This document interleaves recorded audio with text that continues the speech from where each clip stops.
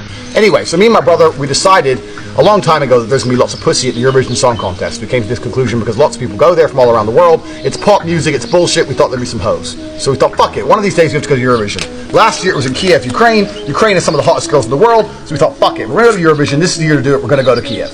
We decided this about 2 days before Eurovision. All the flights into Kiev were completely booked. It was extremely difficult to get into the country. So we thought, how the fuck are we going to do this? Right now we're in Bucharest, Romania. This is my house. You look at a map, we're about 6 hours from the Moldovan border. So we thought, fuck it, we're going to drive. We jumped in the car, started driving, got 6 hours to the border of Moldova, and they wouldn't let us through the border because we didn't know at the time. We need to have the original paperwork to go into Moldova because all the cars in Europe that are stolen end up in Moldova, so they're very strict at the borders unless you bribe them, which I tried to do and they wouldn't accept because they didn't know me. You need to have the original document. We can't, there's no like way we can, is there a fine or we pay a fine or a penalty? Anything we can do? It's not about penalty. It's about the car that cannot leave the country. You have to have the original paperwork. We only had photocopies of our paperwork. We don't keep the original paperwork in the car. So they wouldn't let us through. So we parked our car at a train station in a town called Iași on the border of Romania. We then went up to a taxi, said, can you take us to Chisinau, which is the capital of the neighboring country, Moldova. It's effectively being in France and saying, can you take me to Berlin, the capital of Germany. It's a long taxi drive.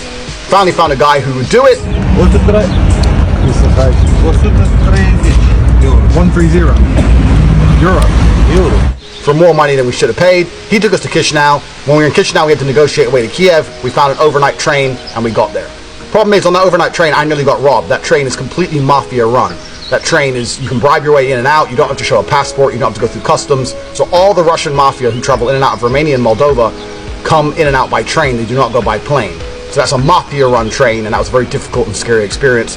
Up until this point, all of this is recorded and part of the Hateful Tate series, which we're going to put a link to, so feel free to watch it and find the details of me nearly getting robbed, Chisinau, the train, all that shit.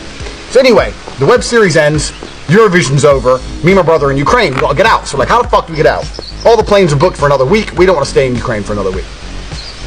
We don't want to take the train again because of what happened the first time. So like, well, you can't fly, can't take a train, can't take a boat. The only way is to drive. We got to drive out here somehow.